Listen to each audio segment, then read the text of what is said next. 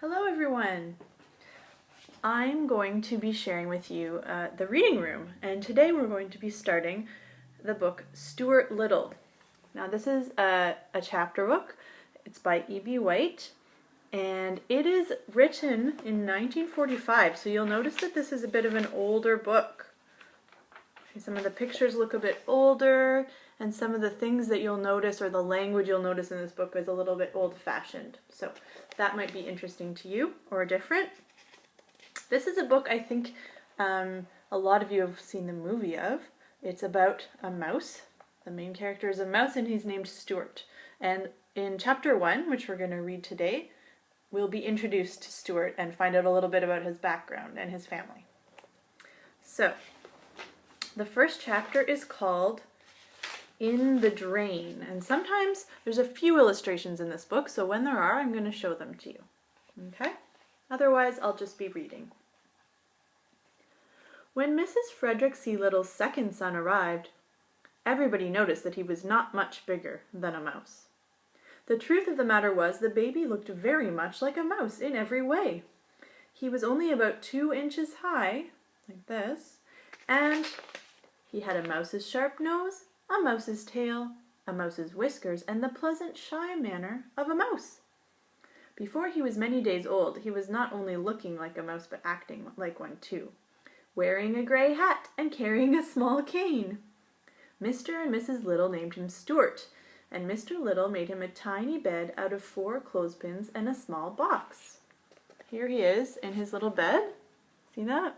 Right here. Unlike most babies, Stuart could walk as soon as he was born. When he was a week old, he could climb lamps by shinnying up the cord. Mrs. Little saw right away that the infant clothes that she provided were unsuitable, and she set to work and made him a fine little blue worsted suit, with patch pockets in which he could keep his handkerchief, his money, and his keys. Every morning before Stuart dressed, Mrs. Little went into his room and weighed him on a small scale, which was really meant for weighing letters. At birth, Stuart could have been sent by first-class mail for 3 cents, but his parents preferred to keep him rather than send him away, and when at the age of a month he had gained only 1/3 of an ounce, his mother was so worried that she sent for the doctor. The doctor was delighted with Stuart and said it was very unusual for an American family to have a mouse. He took Stuart's temperature and found that it was 98.6, which is normal for a mouse. He also examined Stuart's chest and heart and looked into his ears solemnly with a flashlight. Not every doctor can look into a mouse's ear without laughing. Everything seemed to be all right, and Mrs. Little was pleased to get such a good report. "Feed him up," said the doctor cheerfully as he left. And here's the doctor. He's just checking Stuart to see if he's okay. The home of the Little family was a pleasant place near a park in New York City. In the mornings the sun streamed in through the east windows, and all the Littles were up early as a general rule.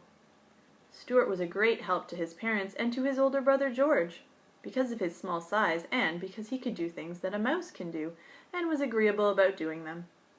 One day when Mrs. Little was washing out the bathtub, after Mr. Little had taken a bath, she lost a ring off her finger and was horrified to discover that it had fallen down the drain. "What had I better do?" she cried, trying to keep the tears back. "If I were you," said George, "I should bend a hairpin in the shape of a fish hook and tie it onto a piece of string and try to fish the ring out with it." So Mrs. Little found a piece of string and a hairpin, and for about half an hour she fished for the ring, but it was dark down the drain, and the hook always seemed to catch on something before she could get it down to where the ring was. "What luck?" inquired Mr. Little, coming into the bathroom. "No luck at all," said Mrs. Little. "The ring is so far down I can't fish it up." "Why don't we send Stuart down after it?" suggested Mr. Little. "How about it, Stuart? Would you like to try?" "Yes, I would," Stuart replied, "but I think I'd better get into my old pants. I imagine that it's wet down there." "It's all of that," said George, who was a trifle annoyed that his hook idea had not worked. So Stuart slipped into his old pants and prepared to go down the drain after the ring. He decided to carry the string along with him, leaving one end in charge of his father. "When I jerk 3 times on the string, pull me up," he said. And while Mr. Little knelt in the tub, Stuart slid easily down the drain and was lost to view. Here's Stuart getting ready to go down the drain, and there's his father who's holding the string.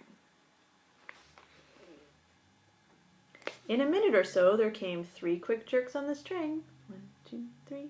And Mr. Little carefully hauled it up. There at the end was Stuart with the ring safely around his neck.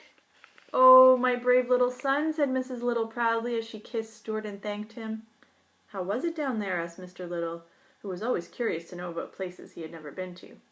"It was all right," said Stuart. But the truth was the drain had made him very slimy, and it was necessary for him to take a bath and sprinkle himself with a bit of his mother's violet water before he felt himself again. Everybody in the family thought he had been awfully good about the whole thing. There he is sprinkling himself with the violet water. I think it's a kind of a perfume. And next time I see you, we're going to read chapter 2, which is called Home Problems. So you can kind of think about what that might be, what that chapter might be about.